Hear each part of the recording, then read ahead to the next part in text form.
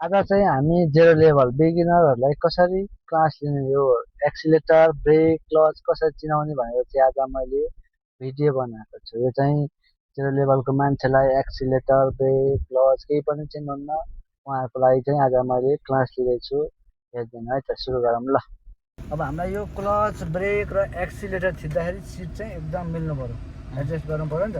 अब यो अगाडि पछाडि गर्ने चाहिँ अब तल डन्नी छ, यसलाई उचाल्ने अनि कति हो र परै हो र गयो कतिमा ठिक छ छोडिदिनु। फेरि अगाडि जाँदा पनि यो घुँडा छोड्छ, यसलाई चाहिँ कम्तीमा यति चाहिँ अलिअलि राखिदिनु पऱ्यो होइन, 2-3 मिनट यसो बुझेन। ल यो सिट अलिकति अगाडि पछाडि गरौँ त।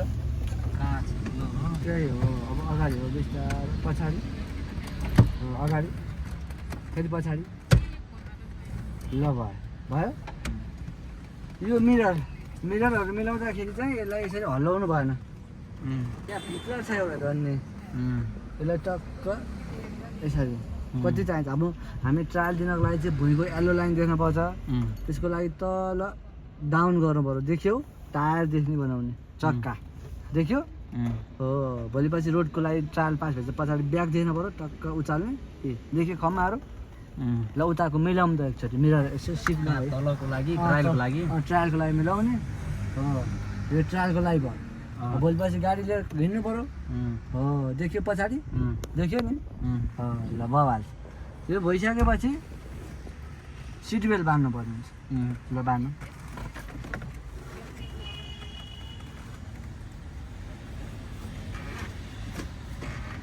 राइट, बेच्नु होइन। सिट बेल्ट यसरी बाँध्दाखेरि अब यो समाएँ नि मैले, यो समाएर यसरी बाँध्दाखेरि यो हेर्ने ए आउँछ त आउँदैन, किनभने यो प्रेस पऱ्यो नि त। बिस्तारै तान्ने, कति चाहिन्छ बिस्तारै आएगा न। यो किन यसरी आउँदैन थाहा छ, भोलि एक्सिडेन्ट झ्याममा जान्छ नि त, त्यही भएर जोगायो नि त हो। बिस्तारै चाहिँ आउने भयो, त्यसरी झ्याम चाहिँ आउँछ त आउँदैन। अहिले झ्याममा कसेर आउने, यो फुकाल्नु पऱ्यो। यहाँ प्रेसमा थिच्दैन टक्क भयो। ल गियर बारे बुझौँ हामी। यहाँ 1 2 3 4 5 छ। यो भनेको 1 देखि 5 सम्म भनेको जुन पनि गियर लगायो भने अगाडि गुड्ने भयो। हामीले सुरुमा रोकेर हिँड्ने बेला चाहिँ जहिले पनि 1 नम्बर लाउनुपर्छ। बाइक चलाएको छ लाइसेन्स नि छ हो। बाइक चलाएको मान्छेले गियर, बाइक त रोकेको छ 4 नम्बरमा, कहिले बाइक उठ्छ त उठ्दैन, एकै जायो नि। गाडीको पनि एकै छ है। ल 1 देखि 5 सम्म हाम्रो अगाडि गुड्ने भयो। अनि यो आर भनेको रिभर्स ब्याक गियर है। अब यो बिचको खाली भाग चाहिँ न्युट्रल है। न्युट्रलमा छ कि छैन गाडी चेक गर्ने 2वटा तरिका छ। हामी प्राय मान्छेहरूले गाडी न्युट्रल छ कि यसरी हल्लाउँछौँ दायाँ बायाँ यसरी, यसरी हल्लियो भने चाहिँ यो के भयो न्युट्रल हो, यो फ्री भयो नि त। अब हल्लिएपछि न्युट्रल भयो। अनि यो न्युट्रल बस्दा जहिले पनि यो 3 नम्बर र 4 नम्बरको बिच छ नि, यहाँनिर न्युट्रल बस्ने भयो।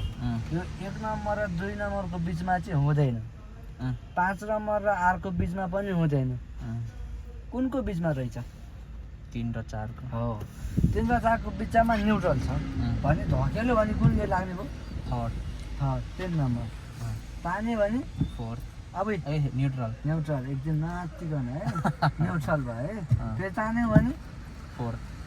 फेरि खेल्यो भने न्युट्रल। भनेपछि 1 गियर लाउनु हामीले पहिला लेफ्ट, यता पुरा लेफ्ट लिने अनि माथि। अब माथि अगाडि 1 भयो। यो गियर लाउँदा जहिले पनि के थिच्नुपर्छ हामीले? क्लच चाहिँ अनिवार्य थिच्नै पऱ्यो है, नत्र गियर बक्स जान्छ। अब यो गियर 1 भइसकेपछि अब न्युट्रल गर्दा 1 स्टेप तान्दिने मात्रै, आफै आयो। 3 र 4 को बिचमा आफै आयो। फेरि 1 लाउनु पऱ्यो, लेफ्ट लिने। कति भयो? 1 न्युट्रल यसरी आयो। अनि रिभर्स गर्दा पनि सेम अपोजिट, उता लान्छ 1 भने यता लेफ्ट राइट अनि तल आयो।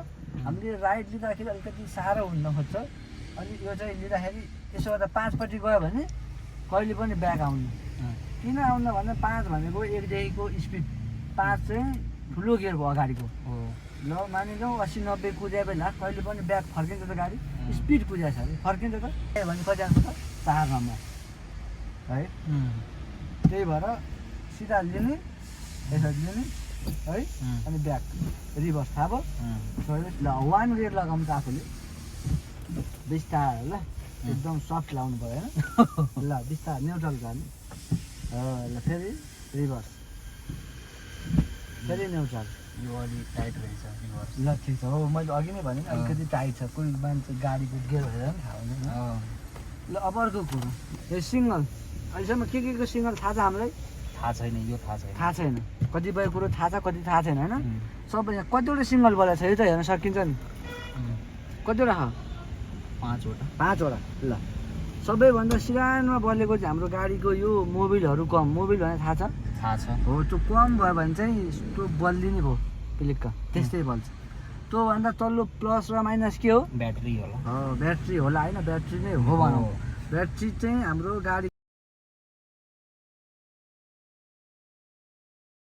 पहेँलो छ तल्लोमा धारा छ नि पहेँलो यो चाहिँ इन्जिन यसलाई अर्को पनि भनिन्छ चेक लाइट यो चाहिँ कतिखेर बल्छ भन्दाखेरि हाम्रो इन्जिनमा केही समस्या आयो भने होइन कहिले रेस बन्ने आफै अटोमेटिक होइन यो अब सजिरहेको गाडी कोही बेला तार चुन्ने मुसाले काट्यो भने इन्जिन चेक लाइट बल्ने भयो लास्टमा गोलोमा ब्राकेट लगाएको चाहिँ वार्निङ हो ह्यान्ड ब्रेक भनेको के होला हातको ब्रेक है यो चिन्ह यो चाहिँ ब्रेक लाग्यो भने यो बल्ने भयो है यतापट्टिको गाडी लक भएर बसेर देखाएको छ यो चाहिँ गाडी टक्क बसेको छ स्टार बन्द भयो हाम्रो स्टार गरेपछि यो कुनै पनि बत्ती बल्यो कि समस्या आयो हेरमै त के को समस्या हुन्छ चाबीलाई घुमाइदिनु मतलब न्युट्रलमा चाहिँ हुनु पर्यो स्टार गर्दा समस्या समाधान भइसकेको छैन एउटा बाँकी बस्छ के को बस्यो ह्यान्ड ब्रेक हो हिँड्ने बेला ब्रेक चाहिँ डाउन हुनु पर्यो किनभने ब्रेक लगाएर गुड्छ गाडी गुड्दैन यसलाई डाउन गर्नु पर्यो अनि डाउन गर्दाखेरि यो ह्यान्ड ब्रेकलाई पहिला अलिकति चारेर औलाले उचाल्ने अनि थिच्ने मान्छेले के गर्छ यसो गर्छ यो हुँदैन है अलि उचाल्नु पर्यो अलि माथि गर्नु पर्यो लगाउँदाखेरि तानिदिने मात्र थिच्नु भएन यसलाई तान्ने मात्रै छ ल यो पनि बुझ्यो ल अर्को यसले के काम गर्छ भन्दाखेरि यो एक स्टेप घुमायो भने के हुन्छ थाहा छैन यो पार्किङ लाइट बल्छ पार्किङ लाइट बुझ्यो गाडीहरू यसो पार्क गर्दाखेरि बेलुका बलेर देख्छ नि हो यो पार्किङमा अगाडि बुलमा सानो बल्छ पछाडि ब्रेक लाइटमा बल्छ फेरि अर्को स्टेप घुमायो भने यो चाहिँ रात हिँड्नको लागि बत्ती बल्यो नाइट हिँड्नुपर्छ कहाँ बल्यो रातिलाई बत्ती पनि चाहिने हो दोस्रो स्टेपमा के रहेछ रातिको लागि बत्ती हो यो पुरै यहाँ बल्छ अगाडि गाडी अगाडि रोडलाई चाहियो नि त निमाइ है अनि यसलाई टक्क तल गऱ्यो भने के बल्यो यो साइड लाइट इन्डिकेटर दुईटामा एउटा जुन सजिलो लाग्छ त्यो भन्दा नि भयो है यो बिचमा गऱ्यो भने के भयो अफ भयो फेरि माथि गऱ्यो भने के भयो इन्डिकेटर साइड लाइट अफ माथि बल्ने भयो बिचमा अफ है बाइकमा पास लाइट हुन्छ कसरी बाल्छ हो अब यसमा चाहिँ पास लाइट यसरी माथि यहाँ पनि बल्या देख्छ सङ्केती हो पास लाइटले के काम गर्छ थाहा छ हामीलाई होइन ओभरटेक गर्दाखेरि उता गाडी आयो भने होइन सेम छ यो सचेत गर्न अब बत्ती यो बलिसकेपछि मान्छेहरूले आँखामा पारेर हेडलाइट बाल्छ नि त्यो चाहिँ यो बत्ती चाहिँ यो कि दुई स्टेपमा बल्ने भयो यसलाई नै तल डाउन गऱ्यो भने चाहिँ हेडलाइट बलिदिने भयो बुझ्यो नि हेडलाइट बल्यो देख्यो हेडलाइट बल्यो यसलाई निमाएँ मैले है त्यही हेर्दा डिम गरेर पास भयो त भने यसलाई पनि निमाएँ यतापट्टिको क्लियर यता वाइपर पानी पर्दाखेरि चलाउने बुझ्यो यो चाहिँ हाम्रो यहाँ 4वटा लेखा छ अफ इन लो हाई भनेको चाहिँ यो पुरै वाइपरको अब कस्तो तरिकाले चल्छ हेरौँ है त सबैभन्दा सिरानमा चाहिँ हाम्रो गाडीको के रहेछ त अफ बन्द भइरहेको छ अहिले आनन्द छ अब आइएनटी इन्टमा ल्यायो भने चल्यो निम्यो केही सेकेन्ड होल्ड गरेर फेरि चल्ने भयो यो चाहिँ किन आइएनटी इन्टमा भयो लोमा यो के भयो यो लोमा चाहिँ चलेर बस्ने भयो हाईमा के हुन्छ स्पिड हाईभन्दा तल स्टेपै छैन भाँचिन्छ हो कि न तल नजाने अब माथि अफ गर्दा माथि यो चाहिँ यसो पानी पर्दाखेरि गाउँघरतिर धुला हुन्छ अनि अफरोडमा जाँदाखेरि पानी त छाप्न पर्यो पानी छाल्दा चाहिँ यहीँबाट आउँछ पानी यसलाई यसो अफ गर्ने आफूपट्टि उचाल्नु पानी आयो अटोमेटिक पानी आयो पानी फाल्दा चाहिँ अटोमेटिक चल्छ उचालिदिने मात्र हो अटोमेटिक चल्यो चल्यो कि नै चल्यो ल त्यसपछि अब यो पनि बुझिसक्यौँ अब अलिकति बाँकी छ स्टेरिङ स्टेरिङ स्टेरिङ स्टेरिङ कतिपय मान्छेलाई घुमाउन आउने यो हातले यस्तो गर्दै तान्ने यो हात माथि माथि भरे घुमाउँदै गर्ने घुम्यो पुरै घुम्यो यो पुरा कता घुम्यो यो लेफ्ट घुम्यो अगाडिको चक्का हेरौँ त टाउको निकालेर हो कि नै होइन ढोका लाउने यही भएर लेफ्ट घुमेछ अब यो चक्कालाई सिधा गरेर सिकाइदिन्छु म यो टुक्रो र यो टुक्रो ठ्याक्क मिलेको छ भने लेफ्ट घुमेछ पुरै बुझ्यो यो पुरै लेफ्ट घुम्यो नि त अब यस्तो मिलिसक्छ यता घुमाउँछु म यो मिल्नु साथ एक राउन्ड काउन्ट गर्ने है त यता घुमाउँछु एक कति हुन्छ गन्ने किन गर्नु मौता हेरिरहेको पर्दैन यो कति भयो दुई यो तिन यो चारै भनौँ होइन लेफ्टबाट राइट कति हुँदैछ चार अब यताबाट उता हेरौँ यो एक यो दुई तिन चार चार हो यसको आधा कति हो 4 को आधा दुई माथि गाडीको चक्का के हुने हो त 2 मा बिचमा हुने हो अब हेरौँ है त यो कति भयो 1 यो कति भयो 2 हो ल चक्कालाई हेरौँ स्ट्रेट भएको किन हो ल यहाँ हेर्नु कतिपय मान्छेको गाडी यो चाहिँ सिक्ने गाडी भयो 4 राउन्डको भयो भोलिपछि प्राइभेट गाडी कति हुनु थियो हेरौँ है त ल मानिलिउँ यो पुरै लक भएन एकछिन भाइ हो यो कति राउन्ड हामीले गर्दा यो भाग र यो भाग मिल्नु साथ कति गर्नु पऱ्यो 1 गर्नु पऱ्यो फेरि यसलाई मिलेपछि 2 यो मिलिसकेपछि 3 यतिभन्दा नहोला 3 र आधी मात्र घुम्ने भयो भोलिपर्सिको गाडी प्राइभेट हो अब 3 र आधी भयो भने चक्का सिधा त्यही 2 नै हो किन भन्दा यही आधी भाग माथि पुग्दा कति गर्छौँ हामीले 1 यति छ नि अब यो भाग मिलेपछि हामीले कति गर्ने भनेको छ कि 1 भनेको छ नि त 1 भने होइन यो मिलेपछि 1 गर्नु पऱ्यो यो कति भयो 1 यो 2 मात्रै चक्का सिधा जसरी यसलाई चाहिँ अब आधी घुम्न त हाम्रो हिसाबमा त आधी घुमे हो होइन डेढ गरिबस्नु भयो नि त हो त्यही भएर यो यसलाई चाहिँ यति हुन्छ 1 गरिहाल्नु सजिलोको लागि बुझ्नलाई होइन ल यो 2 पनि भयो होइन यो क्लचलाई पुरै छिर्नु पऱ्यो हो पुरै छिचेँ मैले अब गाडीको गियर 1 गर्नु पऱ्यो हिँड्ने बेला लेफ्ट पुरै अगाडि 1 भयो अनि हिँड्ने बेला यसो ड्यासबोर्डमा हेर्ने मिटरमा केहीको सिग्नल छ यहाँ ह्यान्ड ब्रेक हो ह्यान्ड ब्रेक डाउन त हुनु पऱ्यो नि ल डाउन ल अब छोड्दाखेरि यो क्लच बिस्तार छोड्ने एकदम धैर्य गर्ने यो खुट्टा चाहिँ ब्रेकमा राख्ने छ अरे बिस्तार जाने गाडी गुड्यो यसरी गुडिरहेको छ गाडी सर अब रोक्नु पऱ्यो पहिला यो क्लच थिच्ने पुरै रोकेन अब ब्रेकलाई नआत्तिकन बिस्तार छुँदै रोक्यो यहाँभन्दा अगाडि जान्छ ठाउँ छैन त्यसको लागि ब्याक गियर चाहियो मान्छेलाई एकचोटि न्युट्रल गरे अब पुरै ब्याक गियर लगाएको यो अब यही क्लच छोड्छ भने बिस्तार छोड्दै ल गाडी ब्याक गुडेन सर कता यता लान पर्यो भने यतै स्टेरिङ काट्ने जता जाने त्यता ब्याकमा पनि सर ल अब यो खम्माले सिधा हुन्छ नि स्टेरिङ सिधा गर्नु फेरि बिस्तार ब्याक आइराख्नु यहाँ चाहिँ टक्क हेर्ने आइराख्नु बिस्तार अब क्लच पुरै छिच्नु टक्क अनि ब्रेक लाउनु रोक्यो थाहा भयो अनि गाडी हिँड्ने बेला किन बन्द हुन्छ यहाँ हेर्ने त यो गियर 1 छ नि यसलाई अलिकति छोड्दिँदा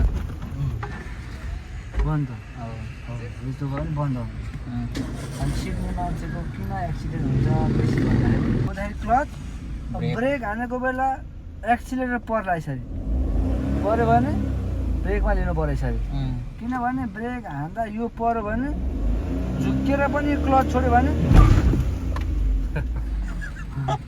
के हुँदो रहेछ गाडी त हुच्चिँदैन नि त हो हाम्रो बाइकको पनि एक्सिलेटर ल्याएको बेला क्लच छोड्यो भने कहाँ पुग्छ हो कि नै डराउनु पर्दैन यसले ब्याक गर्ने यो बिस्तार हाल्नु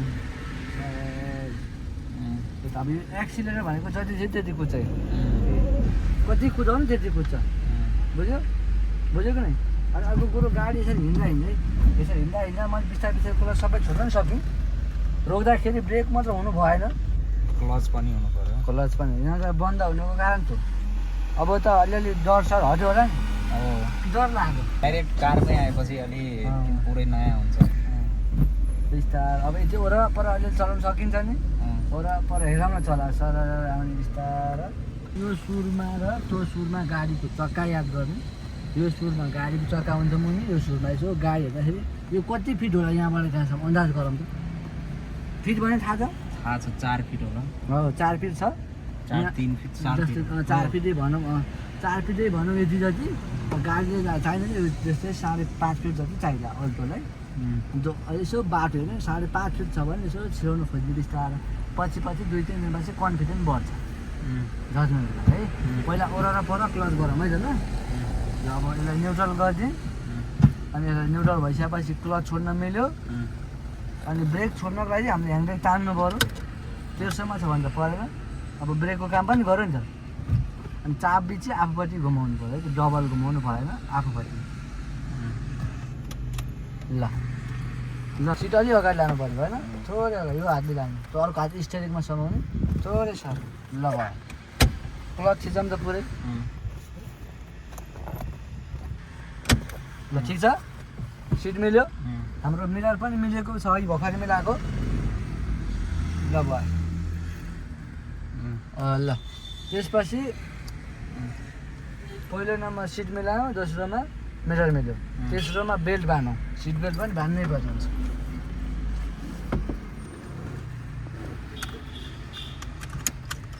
ल अब क्लच पुरा थिच्नु पऱ्यो है त।